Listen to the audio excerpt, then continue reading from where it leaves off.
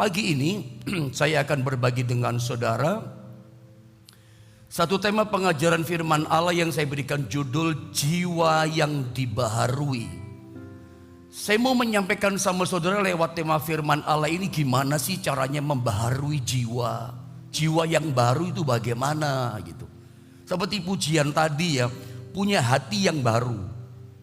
Supaya kita itu serupa renewing your mind yang dibaharui. Bagaimana dengan yang namanya emosi kita? Seringkali orang jatuh bangun gak pernah jadi baru.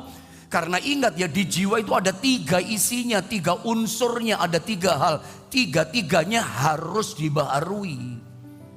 Ini penting saudara ya. Karena kalau 3-3-nya gak dibaharui, ya kita gak pernah sepertimu Yesus. Gak pernah jadi, gak pernah bisa gitu. Ayo kita baca ayatnya. Kita mulai berangkat dari titik ini. Jiwa yang dibaharui, baharui jiwa kita tuh ayat ini. Mari kita belajar dari sini. Curhatan seorang bernama Rasul Paulus saudara ya. Roma pasal yang ke-8. Kita baca mulai ayat yang ke-15.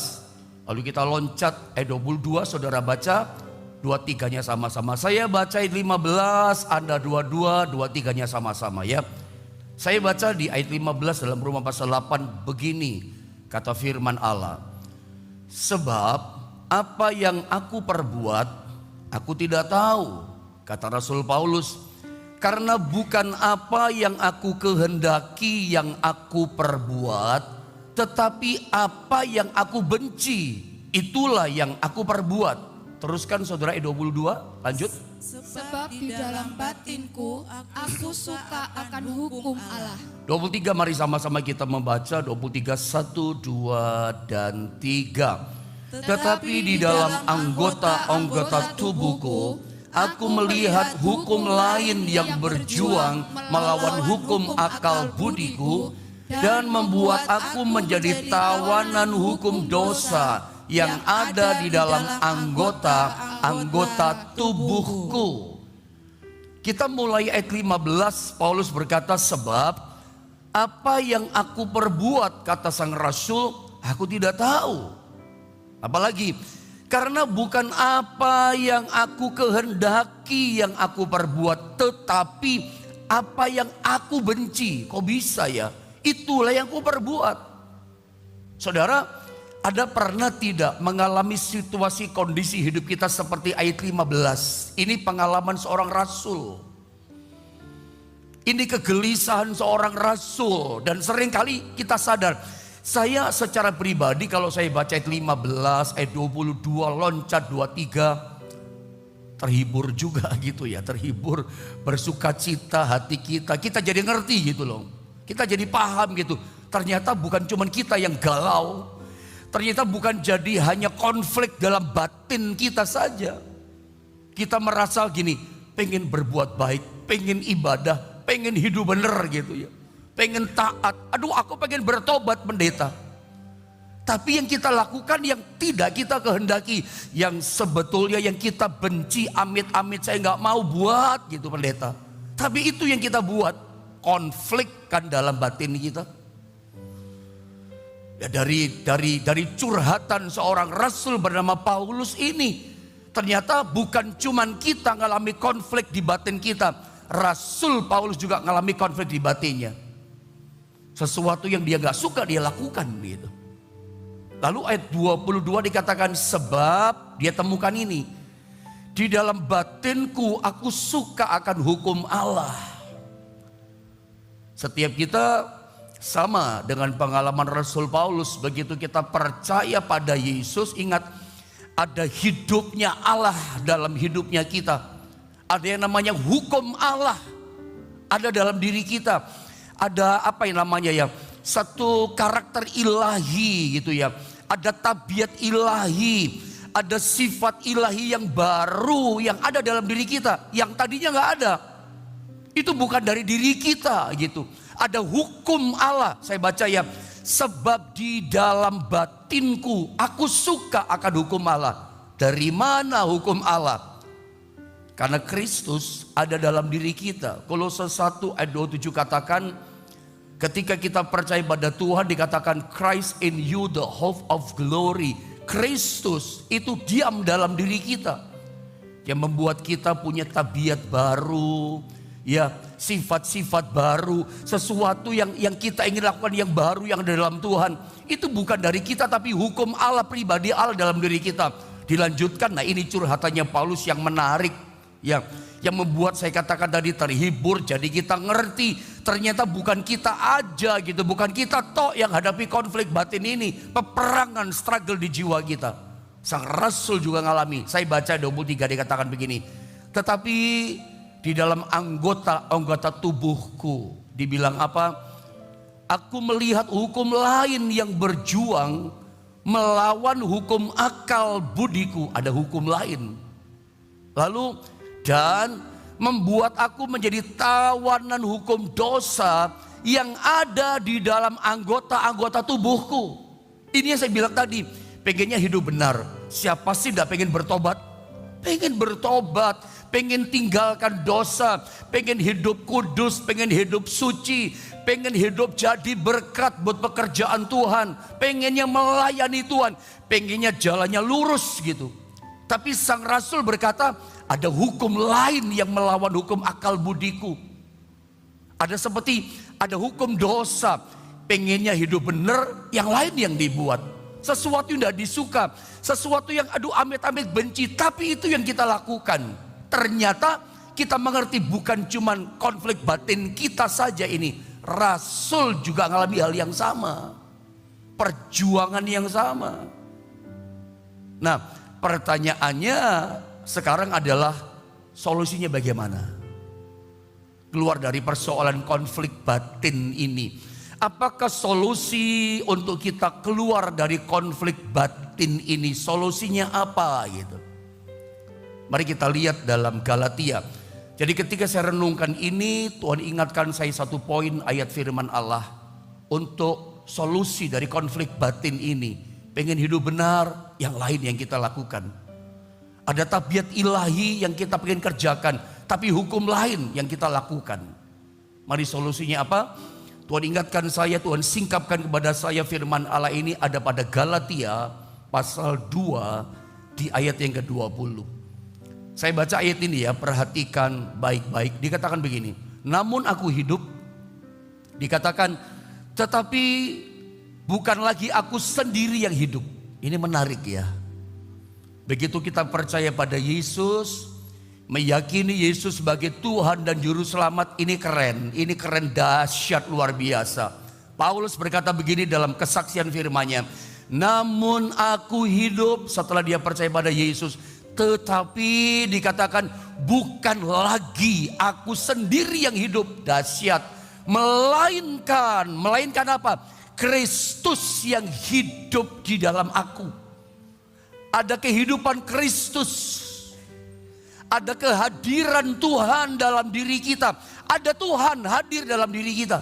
Saya baca ulang. Saya pengen baca ulang kembali ayat ini. Dikatakan begini, namun aku hidup, tetapi bukan lagi aku sendiri yang hidup, melainkan dikatakan apa? Kristus yang hidup di dalam aku.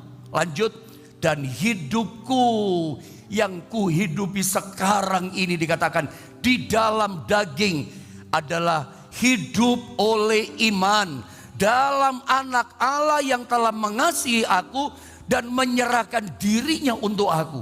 Saya mau jelaskan di sini. Jadi yang membuat kita itu punya tabiat ilahi, tiba-tiba muncul sifat-sifat ilahi, tiba-tiba muncul tabiat yang baru, pengen hidup benar. Saya pengen tinggalkan dosa Pak. Pak Pendeta, saya pengen bertobat Pak, tolong doakan saya. Dari mana Anda pengen bertobat? Kenapa kita pengen hidup benar? Kenapa kita maunya roh kita pengen dekat sama Tuhan? Saya mau pengen setia ibadah. Ada tabiat baru yang dulu gak ada sama kita. Sekarang ada sifat-sifat yang baru yang muncul dalam diri kita. Dari mana kita peroleh? Ketika kita percaya pada Yesus, ini yang terjadi. Alkitab katakan, Kristus hidup di dalam aku. Bukan lagi aku sendiri yang hidup setelah kita bertobat percaya pada Tuhan, melainkan Kristus yang hidup di dalam aku. Tetapi saya mau terangkan sama saudara, kita masuk pada yang namanya ini. Dengar baik-baik pada bagian ini yang saya katakan. Dengar baik. Ketika kita percaya pada Yesus, ada sesuatu yang terjadi. Ada kata Kristus hidup di dalam aku. Dia baharui kita. Nah, yang dibaharui itu apa saja? Poin ini saya mau terangkan sama saudara. Pertama, ketika Anda percaya pada Yesus, yang berubah jadi baru, nomor satu, itu roh kita. Jadi catat baik-baik. Ini satu message yang penting buat kita. Begitu percaya pada Yesus, yang berubah jadi baru adalah roh kita. Bagaimana pendeta dengan jiwa kita? Sebab manusia itu roh, di tengahnya jiwa, lalu di luarnya adalah tubuh. Antara roh dan tubuh itu ada namanya jiwa. Ini menarik saudara ya. Jadi perhatikan baik-baik. Manusia terdiri dari 3 unsur, roh, jiwa, tubuh. Nah, ketika kita percaya pada Yesus, yang berubah jadi baru apa? Roh kita yang berubah. Bagaimana dengan jiwa? Saya mau tanya, apakah ketika kita percaya pada Yesus, jiwa kita berubah? Pendeta, maksudnya jiwa berubah itu bagaimana? Jiwa kita berubah itu gini, kita itu jadi lupa nama kita. Kita lupa alamat rumah kita. Kita lupa masa lalu kita, ya. Kita lupa kekinian kita bahwa kita sudah punya istri, sudah punya suami, sudah punya anak-anak. Lupa semuanya, itu berubah namanya. Saya mau tanya, ketika Anda jadi Kristen, ketika Anda percaya pada Yesus, apakah jiwamu berubah? Pikiranmu berubah? Lupa semuanya, lupa yang dulu, lupa sekarang. Utang juga sampai lupa gitu, semuanya lupa saudara. Nama kita lupa, udah punya anak kita lupa, udah punya istri kita lupa. Saya mau tanya, apakah ketika ada jadi Kristen percaya pada Yesus berubah lupa semuanya? Enggak kan? Artinya apa? Jiwa kita belum berubah. Loh, ini penting loh. Kadang nggak paham kita ini. Bagaimana tubuh kita? Apakah ketika kita percaya pada Yesus tubuh kita ikut berubah? Tidak. Apakah setelah Anda percaya pada Yesus yang tadinya tingginya 160 meter berubah jadi 172 cm? Enggak kan, tetap 160 ya 160. Berat badannya 80 kg ya tetap saja. Enggak langsung berubah jadi 90, tetap kan keadaannya. Artinya apa? Ketika kita percaya pada Yesus, jiwa kita belum berubah, sampai kepada tubuh kita pun belum berubah. Roh kita yang berubah. Makanya untuk kita mengalami namanya kelahiran yang baru, punya sifat-sifat yang baru, hidup segambar serupa seperti Kristus. Itu apanya dibaharui? Roh sudah baru, jiwa kita yang mesti dibaharui. Nah, saya mau terangkan masuk pada gambar ini. Anda lihat, dalam jiwa itu ada 3 unsur. Ya, ada pikiran, ada emosi, ada kehendak. Untuk kita bertobat, ya, itu pikiran mesti dibaharui. Untuk kita menjadi manusia yang berubah seperti Kristus, itu pikiran. Jadi jiwa itu berubah dibaharui, itu pikiran. Sebab jiwa itu isinya ada 3, ada pikiran, ada emosional, emosi, ada kehendak, keinginan. 3-tiganya dibaharui. Tadi dari awal saya katakan selama ini kita berkutat dalam pelajaran yang ada, yang sering kita dengar adalah pembaharuan pikiran. Pikiran dibaharui. Roma pasal 12 ayat 2 itu. Coba kita lihat sebentar deh ayat ini. Coba lihat, saya baca ya. Janganlah kamu menjadi serupa dengan dunia ini, tetapi berubahlah oleh pembaharuan budimu. Renewing your mind. Pembaharuan pikiranmu. Pikiran kita yang dibaharui. Pembaharuan budi, pembaharuan pikiran. Sehingga kalau pikiran kita berubah dibaharui, ya, sehingga kamu dapat membedakan manakah kehendak Allah, apa yang baik, yang berkenan kepada Allah dan yang sempurna. Pertanyaannya singkat, bagaimana caranya membaharui, merubah cara berpikir kita? Jiwa yang pertama dirubah pikiran. Dengan apa merubah pikiran kita? Dengan firman Allah. Itu yang kita tahu selama ini. Masukkan firman Allah di pikiran kita. Dengan cara apa? Dengan membaca firman Allah. Poin 1, dengar baik-baik ya, supaya ngerti ya. Walaupun udah ngerti biar melandas. Ya, membaharui jiwa, nomor satu pikiran dibaharui. Dengan apa membaharui? Dengan firman Allah. Dengan firman yang kita baca, firman yang kita renungkan, dengan firman Tuhan yang kita dengar. Begitu firman kita masukkan dalam pikiran kita, apa yang terjadi? Maka perbuatan yang lama, prinsip hidup yang lama, yang jahat, itu diproses oleh firman, itu keluar. Kita jadi ngerti, oh ini kehendak Allah. Dari mana? Dari firman. Oh ini yang baik, ini yang berkenan kepada Allah, ini Allah suka. Kok Anda jadi ngerti pola pikir yang Tuhan suka? Dari firman. Yang jahat-jahat keluar, yang najis-najis pergi, ya. Yang curang-curang hilang. Kenapa? Proses terjadi pembaharuan dalam pikiran. Ketika firman Allah yang berkuasa hidup itu kita masukkan dalam pikiran, terjadi proses itu. Kita ngerti yang baik, kita ngerti yang jahat. Ini Tuhan suka, ini Tuhan berkenan. Yang gak berkenan keluar. Bahkan dikatakan ini yang sempurna yang Tuhan mau. Jadi paham kita.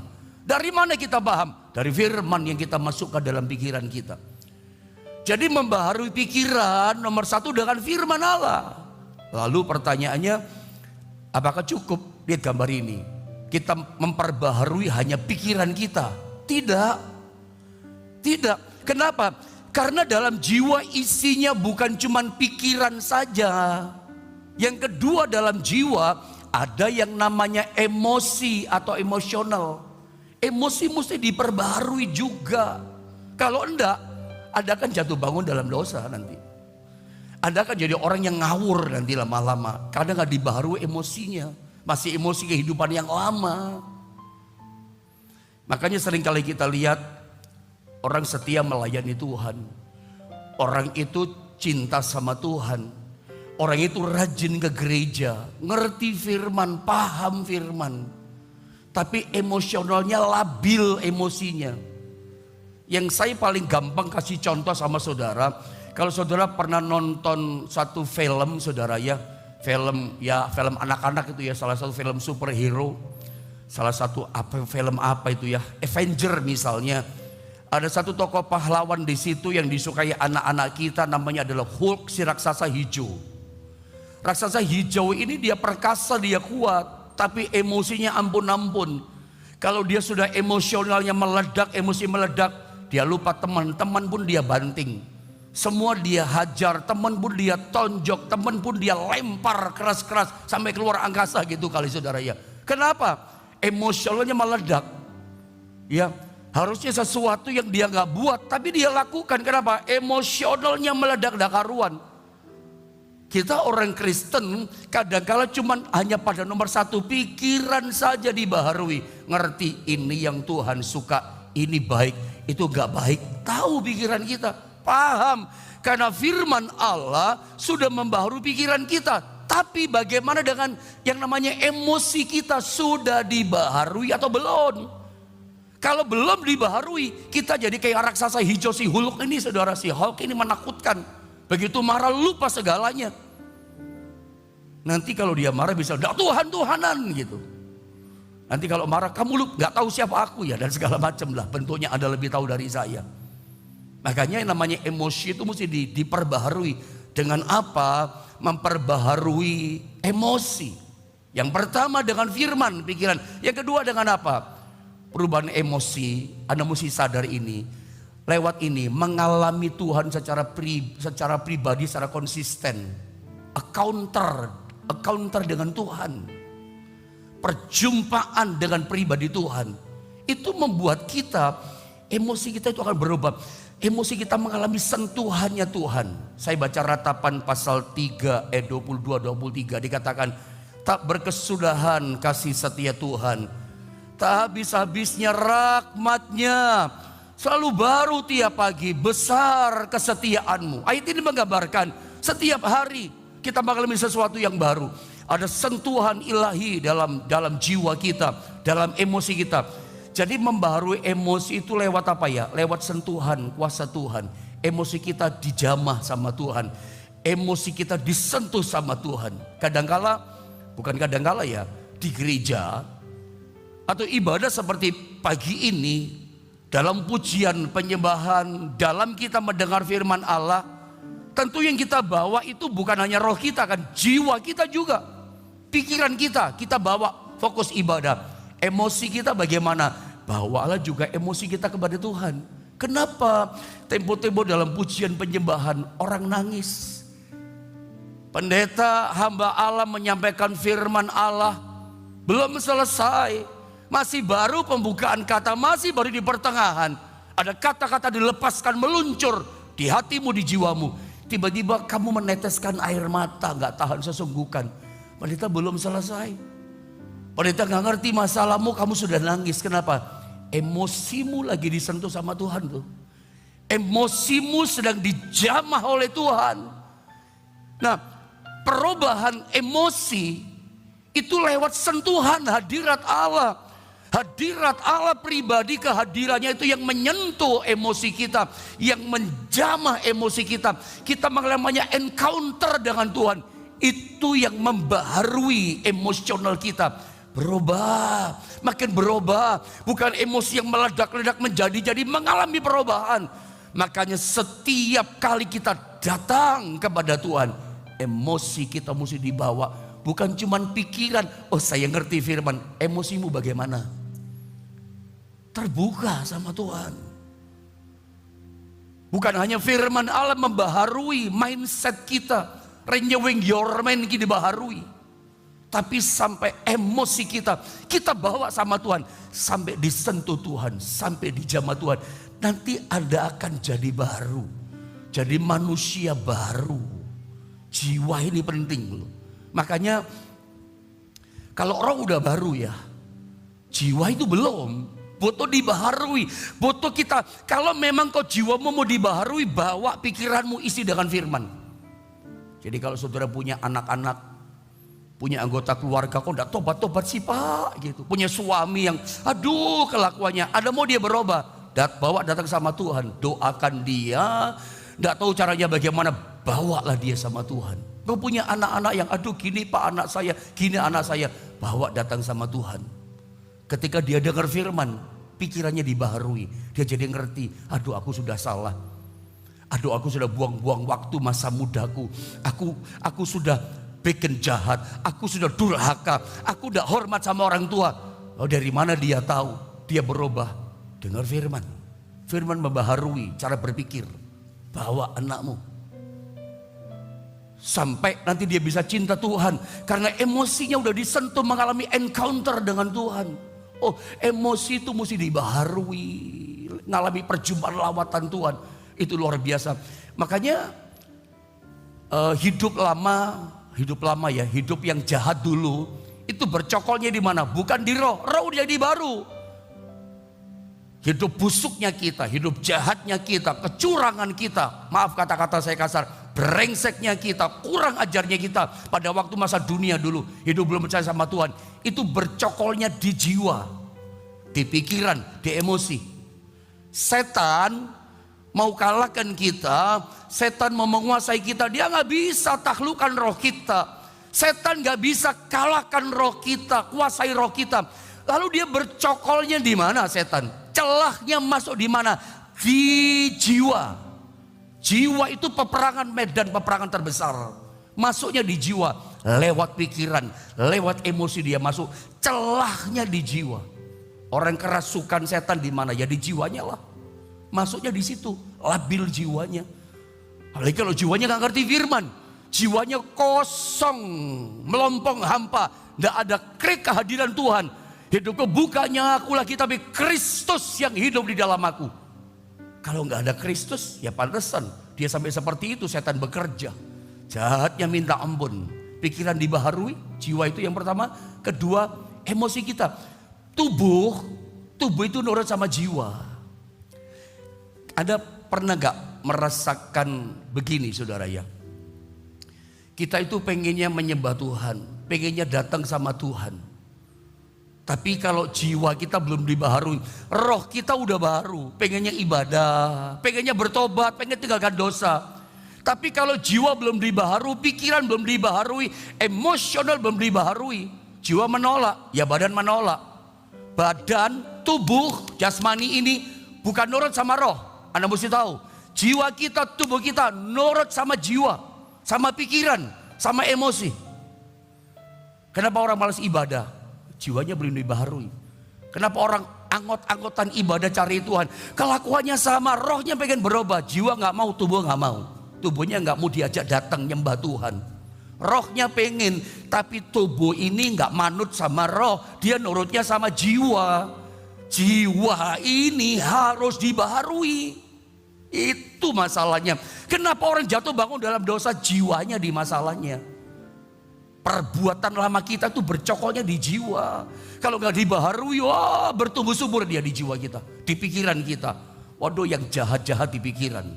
Karena waktu saya masuk pada yang ketiga. Lalu bagaimana dengan yang ketiga? Karena di jiwa itu ada pikiran dibarengi dengan firman, emosi dengan sentuhan hadirat Allah, sentuhan kuasa Allah berubah emosi kita. Yang ketiga, kehendak atau keinginan.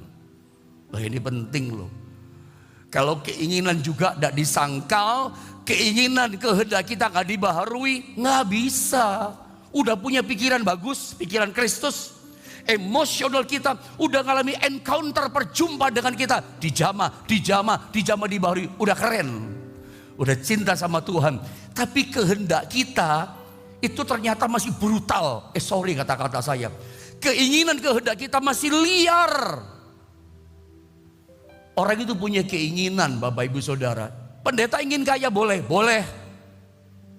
Tapi kalau keinginan itu lalu saudara datang kepada yang salah, memenuhi keinginanmu, datang sama setan, datang kepada orang pintar penyembah iblis, datang kepada yang salah.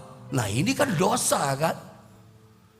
Keinginan kehendak itu kalau diikuti, tidak disalibkan, yang terjadi apa?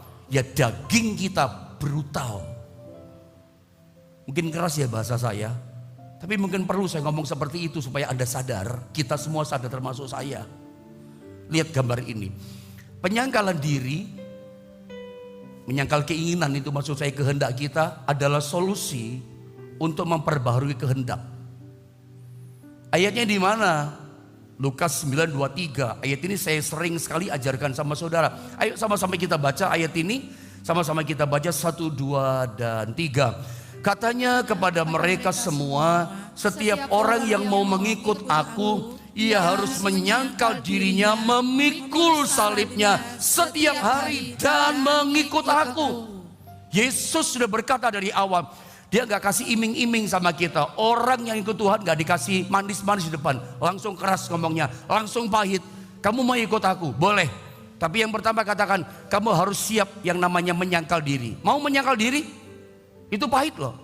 Kedua, memikul salib setiap hari, baru kamu boleh ikut aku. Menyangkal diri. Yang disalibkan, yang disangkal apa? Kehendak. Jadi kalau kita setiap kali baca Lukas 9:23, sangkal diri, pikul salib, baru ikut aku. Apa pendeta yang disangkal? Keinginan kita, kehendak kita, itu yang disangkal, disalibkan. Karena kadang-kadang keinginan kita itu macam-macam.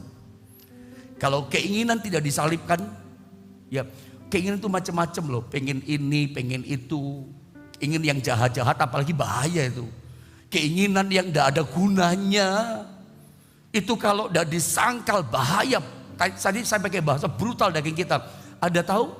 Daging itu merajalela. Dalam Galatia, coba sedikit ya, isinya daging itu ini. Galatia pasal yang kelima, coba tolong multimedia. Ayat 19 mulai sampai 20 atau 21, saya baca ya. Perbuatan daging telah nyata, yaitu, lihat, kalau yang namanya kehendak, keinginan kita nggak salibkan, keinginan tidak disangkal dalam nama Yesus dengan salib Kristus, apa yang terjadi? Daging merajalela, brutal daging. Karena daging isinya tubuh, lihat. Isi daging, saya peragakan isi daging itu ini loh. Percabulan, apalagi kecemaran, apalagi hawa nafsu, 20. Ya, penyembahan berhala, sihir, perseteruan, perselisihan, iri hati, amarah, kepentingan diri sendiri, percederaan, roh pemecah. 21 masih ada ya. Kedengkian, kemabukan, pesta pora dan sebagainya. Hampir 15 isi daging yang mengerikan. terhadap semuanya itu kuperingatkan kamu, seperti yang telah kubuat dahulu, bahwa barang siapa melakukan hal-hal yang demikian, apa kata firman Allah? Ia tidak akan mendapat bagian dalam kerajaan Allah. Kenapa gak dapat bagian kerajaan Allah? Karena kita gak bisa serupa seperti Kristus. Kita gak bisa hidup benar. Kita gak bisa bertobat, sungguh-sungguh bertobat. Karena cuma pikiran dibaharui. Lihat gambar ini. Pikiran sudah dibaharui dengan firman. Bagus. Memang itu caranya. Mau baharu pikiran kita, firman mesti masuk. Kedua, emosi kita dibaharui dengan apa? Encounter dengan Tuhan, mengalami pribadi Tuhan, disentuh emosi kita. Ketiga, kehendak ini pun harus dibaharui. Dengan apa dibaharui kehendak kita, keinginan kita? Dengan penyangkalan diri. Begitu kita punya keinginan yang salah, ingin yang dosa, iri hati sama kekayaan orang, sangkal diri, ini tidak boleh, Tuhan marah. Pengen merampok, pengen mencuri, pengen perkara dosa, disangkal dong. Punya keinginan merugikan orang lain, disangkal. Oh, keinginan bikin dosa, perzinahan, butuh disangkal. Kalau enggak, pikiran udah bagus, emosi udah bagus, jatuh juga dalam dosa, nggak dapat kerajaan Allah. Ternyata yang namanya pembaharuan jiwa itu tiga-tiganya harus ngalami. Mengapa penyangkalan diri dan memikul salib setiap hari begitu penting? Karena tanpa kita membaharui pikiran, tanpa penyangkalan diri adalah penyebab kegagalan kita mentaati Tuhan. Ini kata-kata yang terakhir buat saudara dalam renungan pagi ini. Tanpa penyangkalan diri, tanpa keinginan kehendak disangkal, nggak bisa kita taat. Makanya saudara ya, daging kita itu nurut, tubuh kita itu nurut sama jiwa. Kalau tiga ini dibaharui, oh luar biasa. Adakah jadi orang yang taat sama Tuhan, bisa hidup benar serupa seperti Kristus, itu akan jadi. Jadi bukan cuma pikiran dibaharui, kita kan berputar cuma di pikiran. Emosi kita biar dijamah sama Tuhan, sampai kehendak kita disangkal, baru kita berubah seperti Kristus.